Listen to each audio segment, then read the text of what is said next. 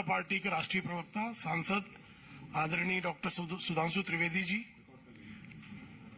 Bharatiya Janata party के सांसद आदरणीय प्रवेश वर्मा जी और दिल्ली प्रदेश भारतीय जनता पार्टी के प्रवक्ता आदरणीय हरीश खुराना जी उपस्थित हैं। मैं आदरणीय डॉक्टर सुधांशु त्रिवेदी जी से आग्रह करूंगा कि आप सबको संबोधित करें।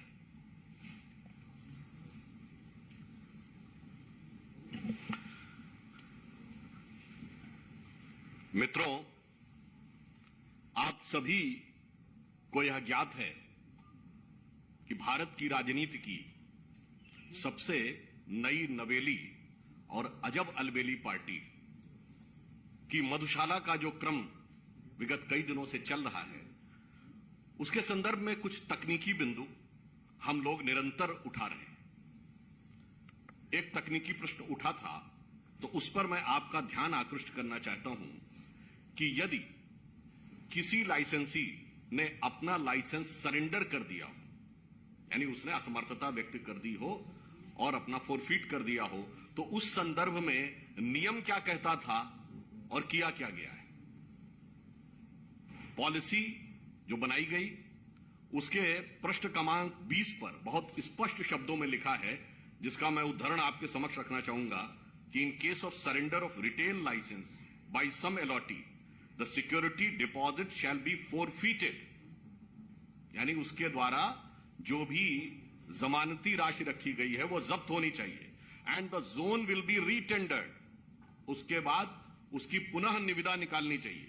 And the said licensee be prohibited from practice in the bidding process for a period of 2 years, और उसके बाद उस संबंधित व्यक्ति को 2 वर्ष के लिए उस निविदा की किसी भी प्रक्रिया में भाग लेने से वंचित कर देना चाहिए। यानी बहुत स्पष्ट है कि यदि कोई व्यक्ति अपना अलॉटमेंट छोड़ता है तो ना उसका पैसा वापस होना चाहिए और उसके अलावा उसको अगले प्रोसेस में भाग लेने से पूरी तरीके से प्रतिबंधित कर देना चाहिए। परंतु इसके बावजूद जिन लोगों ने अपने लाइसेंस फोरफीट किए, उन्हें प्रकारांतर से भी मौका भी मिला और पैसे भी वापस किए गए।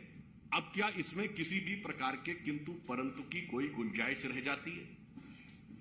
इसलिए हमारा प्रश्न यह है कि हम निरंतर उनसे दिल्ली की आबकारी नीति पर प्रश्न पूछ रहे हैं, परंतु आप देख रहे हैं कि यह नई नवेली पार्टी एक पहेली बनती चली जा रही है। We are consistently asking them to be precise on excise, but they are doing all sort of theatric exercise in order to divert the attention and taking so many words like lotus, bogus, etc. Their main objective is to divert the focus. परंतु आप देख रहे हैं कि जब से हमने यह विषय उठाया है और हम निरंतर केवल बिंदुवार वस्तुनिष्ठ यानी point wise and objective question पूछ रहे हैं, तो वो क्या जवाब देते हैं? कभी न्यूयॉर्क टाइम्स की बात, कभी शिक्षा नीति की बात, कभी कट्टर ईमानदारी की दुहाई, कभी बिरादरी की दुहाई, कभी लोटस की बात, कभी बोगस की बात, कभी विधानसभा का सत्र, और आज राजघाट पर जाकर उन लोगों ने प्रदर्शन किया। मैं ये बताना चाहता हूं, ये भारत की राजनीति का अद्भुत उदाहरण है।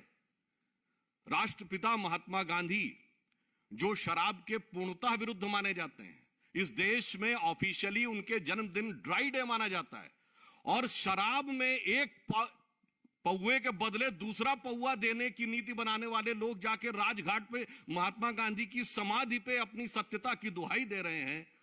इससे समझ में आता है, मतलब कहना नहीं चाहिए, अगर ऑन द लाइटर नोट कहें तो भाई ये मुफ्त की रेवड़ी तो बांट रहे थे, पर रेवड़ी के पेड़े सबसे ज्यादा बेवड़े पा रहे थे।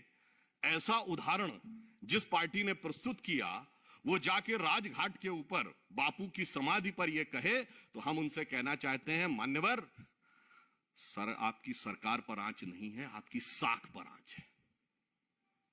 हम सीधे आबकारी नीति पर सवाल पूछ रहे हैं और आप हर दिन एक नए रूप बदलकर आकर विषय को डाइवर्ट करने की कोशिश कर रहे हैं, परंतु उससे सच छुपने वाला नहीं है, क्योंकि आप सत्य के सबसे बड़े प्रतीक की समाधि पर जाकर सच को ढकने का प्रयास करेंगे तो यह संभव नहीं है।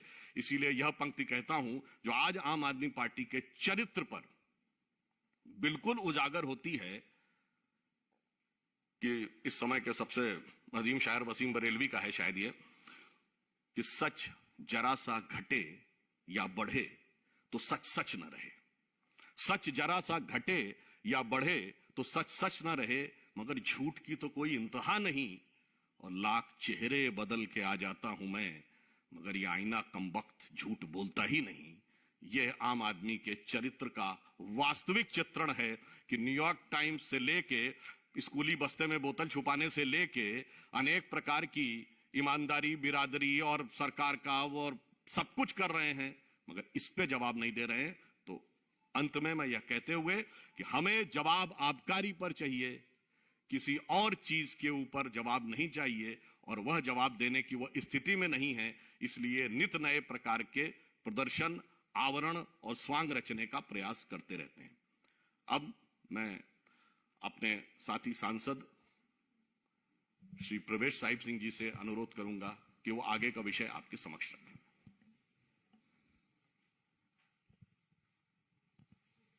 धन्यवाद सुधांशु जी।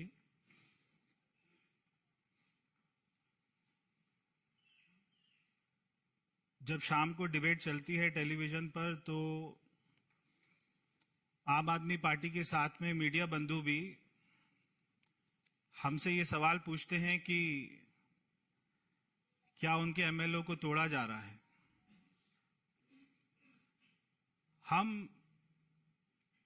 कोई किसी बात पर भी जवाब नहीं देंगे, क्योंकि प्रश्न पहले हमने खड़ा किया कि आपने शराब में घोटाला किया, उसके ऊपर में कोई जवाब नहीं देना और इसको पूरे मुद्दे को डाइवर्ट कर देना, ये अब आम आदमी पार्टी ने अपना तरीका बना लिया है। हमारा उनसे सीधा सीधा प्रश्न है कि आपने जो कमेटी ने आपको सारी पॉलिसी रिकमेंड करी थी, आपने उसको क्यों नहीं माना, और जो L1 का कमीशन था उसको आपने 2% से 12% क्यों कर दिया। इस बात का आज तक किसी भी डिबेट पर, कोई भी आम आदमी पार्टी की कॉन्फ्रेंस में केवल ये 2% से 12% क्यों किया, इस बात पर कोई जवाब आज तक ना किसी ने मांगा है, ना उन्होंने दिया है और ना वो देंगे। क्योंकि पॉलिसी में जो सबसे बड़ा करप्शन है वो केवल ये 2% से 12% क्यों किया L1 का, केवल यही सबसे बड़ा घोटाला है। इसके ऊपर उनके पास में कोई जवाब ही नहीं है। ये वही पार्टी है जो हर बात पर कागज दिखाने की बात करती थी, जो हर बात पर जन सर्वे कराने की बात करती थी, जो कहती थी कि अगर किसी मोहल्ले में ठेका खुलेगा तो वहां पे सारा मोहल्ला की मीटिंग होगी, उसके बाद में वो तय करेंगे कि ठेका खुलेगा या नहीं खुलेगा। मगर इन्होंने कोई कमेटी की बात नहीं मानी, ना कोई इन्होंने अपनी ही बात मानी। तो इसलिए ये आजकल बहुत या तो पिक्चर देख रहे हैं, रातों रात में स्क्रिप्ट बना देते हैं। कोई भी हमारे एमएलए जो है मिल नहीं रहे, उनका नाम भी नहीं बताते, कौन फोन कर रहा है बीजेपी वाला, उसका भी नाम नहीं बता रहे। मगर इनके कौन कौन विधायक नहीं मिल रहे उनका भी नाम नहीं बता रहे। अगर ये उनका नाम बता दे तो हमारे कार्यकर्ता जो है उनके घर जाकर उनको ढूंढ के ले आए और हम खुद ही विधानसभा पहुंचा देंगे। क्योंकि जब 2013 में हमारी 32 सीटें आई थी और आम आदमी पार्टी की 28 सीटें आई थी, अगर उस समय हमारे ऊपर ये आरोप लगाते तब तो जनता मान भी लेती, जितनी बेखूबी से, जितने विश्वास के साथ में आज ये बोलते हैं। मगर आज जब हमारे केवल 8 विधायक हैं और इनके 62 विधायक हैं, अगर 50 विधायक भी आ जाएंगे तो भी हमारी सरकार नहीं बनेगी। तो हमारे 5 विधायकों को जो है खरीद रहे हैं, 10 को खरीद रहे हैं, इस बात में कोई दम ही नहीं है। तो हम कोई भी जो भी इनके प्रश्न हैं उसके बारे में तब तक नहीं बोलेंगे जब तक ये हमारे प्रश्नों का जवाब नहीं देंगे। हमारा एक अपना किसी व्यक्ति ने, एक मैंने पिक्चर देखी थी शोले, तो वो शोले का बहुत फेमस एक डायलॉग है, जब वो जय वीरू की शादी के लिए बात करने जाते हैं मौसी से, तो फिर वो उनसे पूछते हैं कि भाई अपना जो है कोई झूठ वूठ तो नहीं बोलता? तो बोलते नहीं, कोई ऐसा झूठ नहीं बोलता, बच्चों की कसम खा लेता है बस, जो है अन्ना जी को धोखा दे देता है, गाड़ी बंगला सिक्योरिटी ले लेता है, कांग्रेस से समर्थन लेकर सरकार बना लेता है, हमारे नेताओं पर झूठे आरोप लगाकर माफी मांग लेता है और ज्यादा झूठ नहीं बोलता, बस इतना ही झूठ बोलता है। तो वो पूछते हैं विकास तो कराता है ना, विकास को डेवलपमेंट तो करा रहे हैं? हाँ करा रहे हैं, अपने घर में, सरकारी घर में 21 करोड़ का स्विमिंग पूल बना रहे हैं, और क्या विकास कराएंगे? यमुना, हाँ कोई यमुना को साफ नहीं कराते हैं, दिल्ली को सबसे पॉल्यूटेड राजधानी बना देते हैं, एक भी नया स्कूल, कॉलेज, हॉस्पिटल, स्टेडियम नहीं बनाते हैं, बाकी नेता हमारा अच्छा है। भाई शराब वराब तो नहीं पीता? ना ना ना ना, बिल्कुल खुद नहीं पीता है, मगर हमारे बच्चों को पिलाता है, 25 साल की उम्र को 21 साल कर देता है, रात को 3 बजे तक रेस्टोरेंट खुले, ठेके खुले, उसके लिए परमिशन दे देता है, शराब माफियाओं के साथ मिलकर घोटाला करता है, जो ठेके की संख्या है उसको डबल कर देता है, बस और कुछ नहीं करता। नेता हमारा अच्छा है।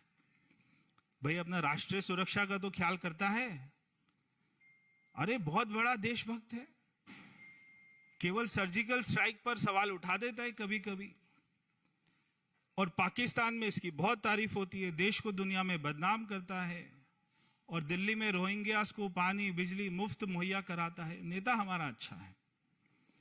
भाई लोगों की स्वास्थ्य की चिंता तो करता है ना तुम्हारा केजरीवाल?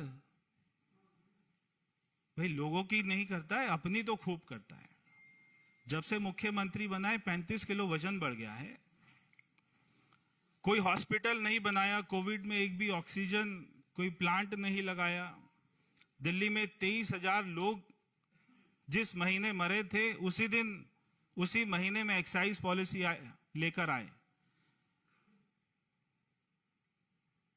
सारे मंत्रियों का इलाज अपोलो हॉस्पिटल में कराता है, सरकारी हॉस्पिटल में नहीं भेजता। दिल्ली में मोदी जी की आयुष्मान योजना को लागू नहीं करता। नेता हमारा अच्छा है। तो ये इनकी हाल हो गया है। आप इनसे केमिस्ट्री का सवाल पूछो, हिस्ट्री का जवाब देंगे। तो रातों रात में इनके एमएलओ को कौन अटैची में भरकर ले गया, कौन उनको बोरी में डालकर ले गया, कौन कहां ले गया, आप हमें बताइए केजरीवाल जी। अगर आपका कोई एमएलए नहीं मिल रहा है, आप हमें बताइए, हम दिल्ली पुलिस में कंप्लेंट करके उसको घर से अपनी गाड़ी में लेकर आपकी विधानसभा में आपके घर तक पहुंचाएंगे, सुरक्षित पहुंचाएंगे। आप उसका नाम, मगर नाम तो बताना पड़ेगा, कौन आपको फोन कर रहा है वो तो बताना पड़ेगा। आज इन्होंने राजघाट को, एक अपना राजघाट जैसी पवित्र स्थान को गंदा कर दिया है। तो हमारे कार्यकर्ता आज वहां पर जाएंगे, वहां पे गंगा जल का छिड़काव करेंगे, क्योंकि वो हमारे राष्ट्रपिता महात्मा गांधी जी जो हमेशा शराब का विरोध करते थे, आज उधर जाकर कम से कम ये पश्चाताप करके ये तो बताएं कि उन्होंने कितने सैकड़ों करोड़ का घोटाला किया है। वहां पर जाके तो माफी मांग ले। मगर इनको इतनी शर्म नहीं है कि ये क्या कर रहे हैं। इनको एक बात अच्छे से पता है कि केजरीवाल जी को, जो ये बार बार बोलते हैं मनीष सिसोदिया जी 2-3 दिन में जेल में जाने वाले हैं, ये बात इनको अच्छे से पता है। और मनीष सिसोदिया को ये बात अच्छे से पता है कि उसने फाइल पर साइन किए थे। चाहे ये जो मर्जी, जितना मर्जी अच्छा ड्रामा कर लें, चाहे एक दूसरे को ऑस्कर के लिए नॉमिनेट कर दें, मगर इनका जेल जाना निश्चित है। इनको जेल जाने से कोई नहीं बचा पाएगा, क्योंकि जांच एजेंसियों के पास में सारे सबूत हैं, सारे गवाह हैं, सारी डील, सारी ट्रांजैक्शन कहां कहां कैसे कैसे हुई है उनके पास में सारी रिपोर्ट है, इसलिए इनका बच पाना मुश्किल है। बहुत बहुत धन्यवाद। अगर सुधांशु जी को कुछ ऐड करना हो तो वो करेंगे।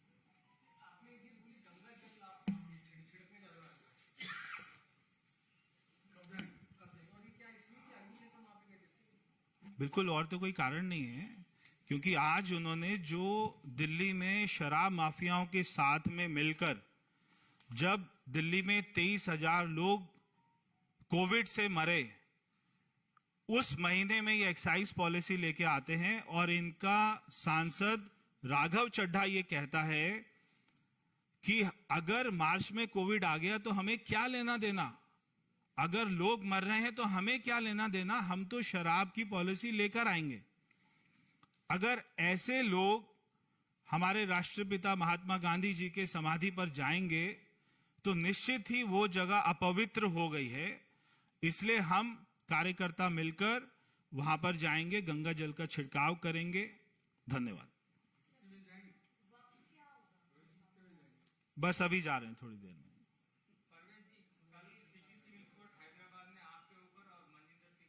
जी, थोड़े दिन आप जरा इंतजार कर लीजिए। जब हमने जिसका नाम लिया था उसके ऊपर में जब होगा नोटिस जारी जांच एजेंसी द्वारा, उनको बुलाया जाएगा, तब सारा दूध का दूध और शराब का शराब हो जाएगा।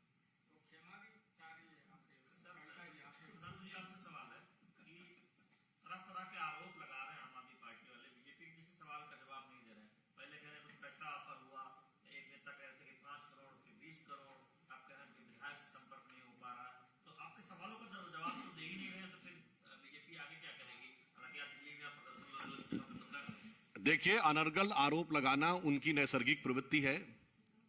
न मेरी बात मानिए न उनकी बात मानिए। यह भारत की राजनीति की एकमात्र अद्भुत पार्टी है जिसने नेताओं पर अनर्गल आरोप लगाए और सर्वोच्च न्यायालय में जाके माफी मांगी। नितिन गडकरी जी के ऊपर, स्वर्गीय अरुण जेटली जी के ऊपर, इवन कांग्रेस के कुछ नेताओं, शायद कपिल सिब्बल जी और मनीष तिवारी जी के ऊपर। भारत के राजनीतिक इतिहास में राजनीतिक आरोप के लिए सर्वोच्च न्यायालय में जाकर क्षमा याचना करने वाली पार्टी के आरोपों को कितनी गंभीरता से लिया जाना चाहिए, मुझे लगता है इसके लिए किसी भी प्रकार के प्रमाण की आवश्यकता नहीं है, because it is duly certified in the Supreme Court of India. Neeraj Pandey जी।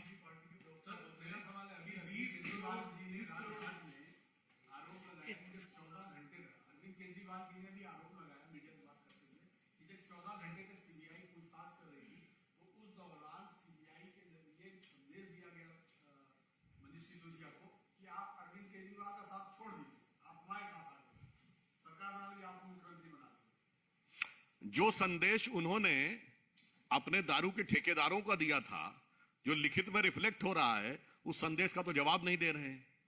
और अपने अद्भुत अपरिमित अंतर्ज्ञान से पता नहीं कहां से उनको ये इल्हाम हो जाता है कि वो ये बताना शुरू कर देते हैं। और जैसा कि अभी प्रवेश जी ने कहा, जब जवाब पूछा जाता है तो कुछ और बोलने लगते हैं। इसीलिए उनकी प्रामाणिकता, एक जैसे मैं कहता हूं, एक शासकीय शब्दावली में एक शब्द होता है ना, यदि किसी व्यक्ति की पूरी एक्ट ऐसा हो कि इंटेग्रिटी डाउटफुल हो जाए, तो उसमें यह कहा जाता है कि इनकी सत्यनिष्ठा और प्रामाणिकता पूर्णतः संदिग्ध हो गई है। तो exactly their integrity is totally under suspicion. Sanjay Sharma जी।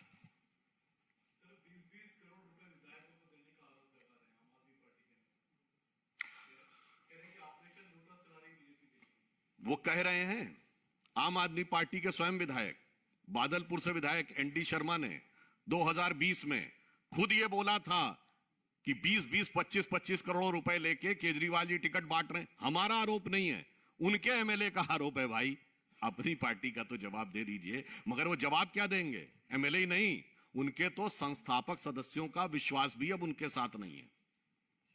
बहुत बहुत धन्यवाद।